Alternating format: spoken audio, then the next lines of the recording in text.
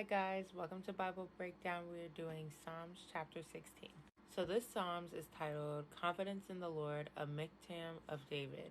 So after reading this chapter, the biggest thing I got from this was God's protection is always on me. And I felt very reassured just knowing that I'm protected. It's funny I mentioned that because the first verse says, "Protect me, God, for I take refuge in you." And then verse 2 talks about how because we have the Lord, everything that I have is good. So I wrote that when you depend on the Lord, all the things that you have is good. For verse 3 and 4, I wrote that it shows us how we should find joy in our community of believers and stay far from false gods.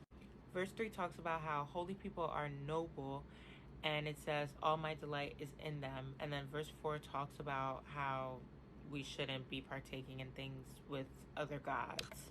I like the opening line of verse 4. It says, "The sorrows of those who take another God for themselves will multiply." So it's like nothing good comes from worshiping something other than God the Father. And yeah, and it basically says that because in verse 2 it says, "I have nothing good besides you," talking about the Lord. Then for verses 5 to 8, I wrote that this shows how much trust is put in the Lord for any part of our lives. My favorite part from this little section was verses 7 and 8. It says, "I will bless the Lord who counsels me, even at night when my thoughts trouble me. I always let the Lord guide me because he is at my right hand. I will not be shaken."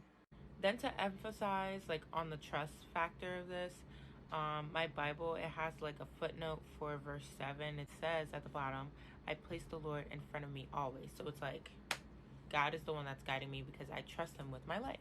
Then to end the chapter from verse 9 to 11, I wrote that it gives us a sense of relief knowing that you're covered with the Lord's protection.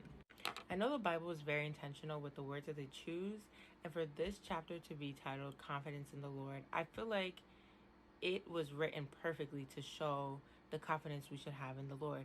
And I know that's the intention. I know that's why it was written, but it's just man. Like verse 11 says, "You reveal the path of life to me. In your presence is abundant joy. At your right hand are eternal pleasures." Eternal pleasures. How does that not make you feel like, wow, I should really lock in with God, because the promises that this man has for us, nobody can fulfill that except him. But that is all I have for y'all. I will be back tomorrow for chapter 17. Love y'all. God loves y'all more. Have a great night.